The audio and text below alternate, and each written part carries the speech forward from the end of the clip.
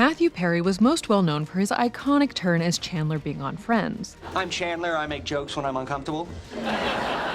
But his real life was, of course, much more complex, and unfortunately much darker, than the sitcom character he became synonymous with. Following his tragic death at only 54 years old, people are finally starting to take a look back at the more grim realities of his life that Perry had openly shared, and are also uncovering the many ways in which he tried to use his own struggles to help others. So today, we're taking a look into Perry's real life, the darker facets that many try to ignore in favor of keeping him in the funny friend box, and the important legacy he really wanted to leave behind. Matthew Perry began acting in childhood. His first role was a bit part on short-lived police procedural drama 240 Robert, but he shot to absolute superstardom when he nabbed the role of Chandler Bing on Friends. And I was the last actor hired in 1994, the final one. And then we started on Monday, and the rest is history.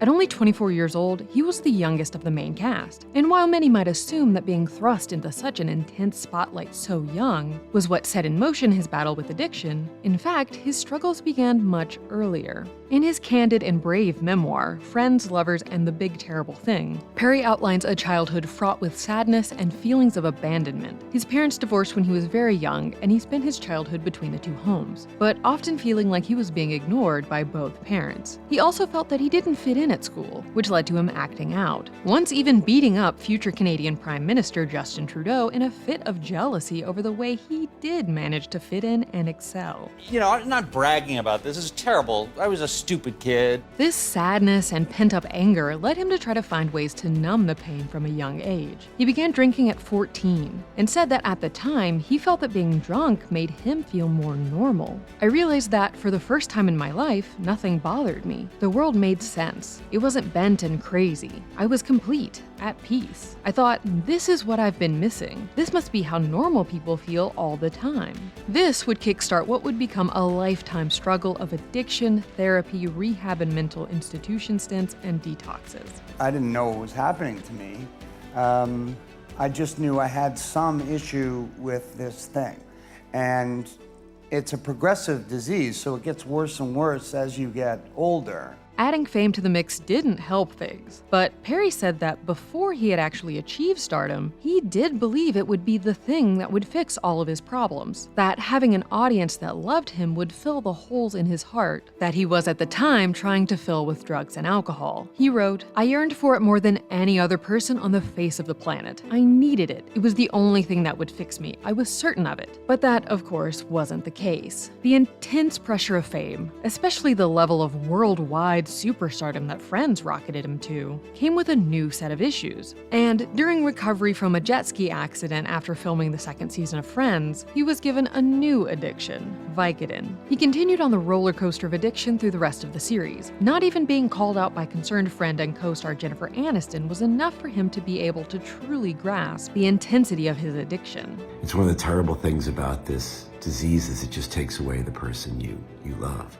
He was also maligned in the press for the associated body changes that came with his evolving addictions. While there were whispers about him having an alcohol problem, tabloids also derided him for his changing looks. Perry wrote, "You can track the trajectory of my addiction if you gauge my weight from season to season. When I'm carrying weight, it's alcohol. When I'm skinny, it's pills. When I have a goatee, it's lots of pills." The Friends cast grew incredibly close during the run of the show, and Perry notes that no matter how bad things got for him, they were always there for him. It's like penguins. Penguins in nature, when one is sick or when one is very injured, the other penguins surround it and prop it up. They walk around it until that penguin can walk on its own. That's kind of what the cast did for me.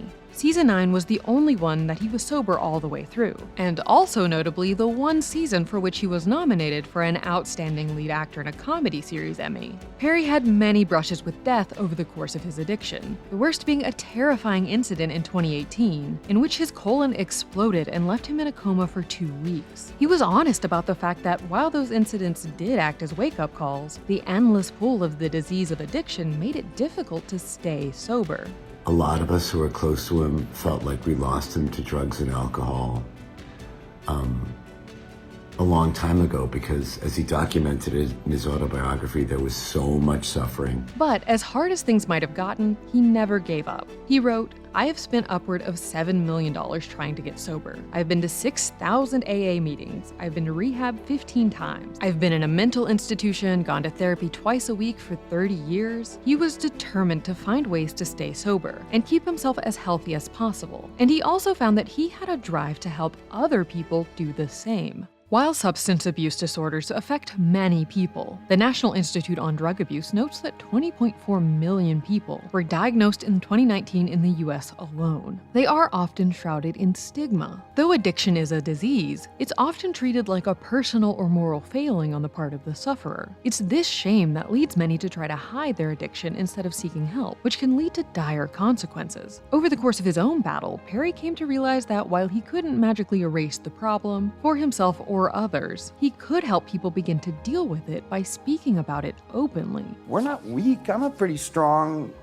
resilient guy. But it has nothing to do with weakness. It's a disease that we have. He told GQ, "There has to be some reason why I'm still here, having done all of this crazy stuff. And I came to the conclusion it's to write a book that will help people who are going through the same thing that I am or did. Plus, I wanted the general public to realize how hard it was to quit and not be judgmental for people who are using, because it is really, really hard." And that, lessening the stigma around addiction and being open and honest about the depth of his own issues and the resulting chaos, is the focus of his 2022 book. Sure, he does share some more gossipy tidbits about his life and career, like his crush on Jennifer Aniston, and the time he broke up with Julia Roberts out of the blue because he was afraid she was going to break up with him. But mainly, he just made an effort to be truthful about the cost of addiction and the difficulty of attempting to free yourself from its grasp, no matter how rich or famous or funny you might appear to be. This desire to stand up for addicts extended to other parts of his life as well. In 2011, he spoke in front of Congress in support of drug courts, specialized programs to help substance abuse sufferers avoid incarceration and instead be able to focus on recovery. In 2013, he opened a sober living facility, Perry House, in Malibu, for which he received a Champion of Recovery award from the Office of National Drug Control Policy. But Perry also sought to help people on the individual level as well. Actor Hank Azaria, who became friends with Perry very early during their careers, remembered how Perry helped him get clean. I'm a sober guy for 17 years. I want to say that the night I went into AA, Matthew brought me in. The whole first year I was sober, we went to meetings together. In his book, Perry wrote, "The best thing about me is that if an alcoholic or drug addict comes up to me and says, 'Will you help me?' I will always say, 'Yes, I know how to do that. I will do that for you,' even if I can't always do it for myself. So I do that wherever I can, in groups or one-on-one."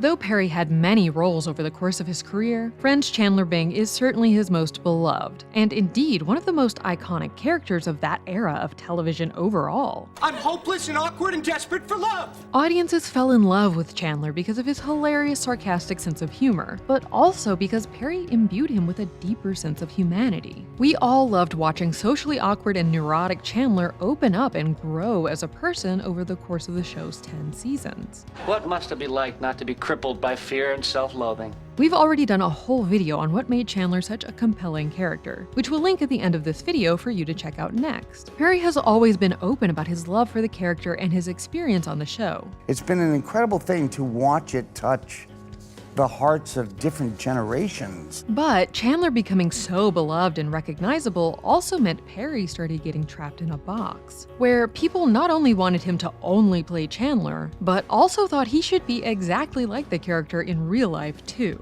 When speaking to GQ, he even noted that he hoped that his book would finally be the thing that allowed people to divorce him from the iconic character in their minds. "It's a very serious book. Maybe people will take me more seriously." Perry did have notable roles that were very different from Chandler even during the show's run, like his turn as Joe Quincy on The West Wing. He created and starred in a short-lived series called Mr. Sunshine, where he played self-centered sports arena manager Ben Donovan. The series followed Ben after he begins to reevaluate his life after his 40th birthday and tries to turn his life around and get his employees to actually like him. Perry also wrote and starred in his stage play The End of Longing, where four middle-aged people discuss the meaning of life. Perry told the BBC, "When we meet them in a bar in Los Angeles, they're pretty severely broken, and they set off on a path to be less broken. Their path is bumpy and hopefully funny." His character Jack was an alcoholic, and though not meant to be directly autobiographical, he was sort of an exaggerated form of Perry. He called the play a personal message to the world, saying, "I had something important to say to people like me and to people who love people like me." After Perry's passing on October 28th, there has been an outpouring of love and condolences from people all around the world, those who knew him well and those who were just touched by his characters. There's a sense of sadness that we won't get to experience everything else he still had left to share with the world. As an actor, he was so brilliant. I just wish I and the world could have gotten what the rest of his career would have been. But also, there has been a large-scale recognition of how Perry himself said he hoped to be remembered, not for Chandler, but for the good he tried to do for others. He wrote, "When I die, I know people will talk about friends, friends, friends. And I'm glad of that, happy I've done some solid work as an actor. But when I die, as far as my so-called accomplishments go, it would be nice if friends were listed far behind the things I did to try to help other people. I know it won't happen, but it would be nice." It's important that we remember Perry as the full, complex person he was, and not just as a TV funny guy. And it's also critical that we follow in his footsteps in attempting to help those battling addiction, instead of stigmatizing or shunning them. I want people to understand that they're not alone, that there are other people feeling exactly the way they're feeling, that their behavior is not insane, that they have a disease, and it's not their fault. We have to create an environment in which people who are suffering feel safe coming forward and seeking help, and that we are there to help them. That's the take. Click here to watch the video we think you'll love, or here to check out a whole playlist of awesome content. Don't forget to subscribe and turn on notifications.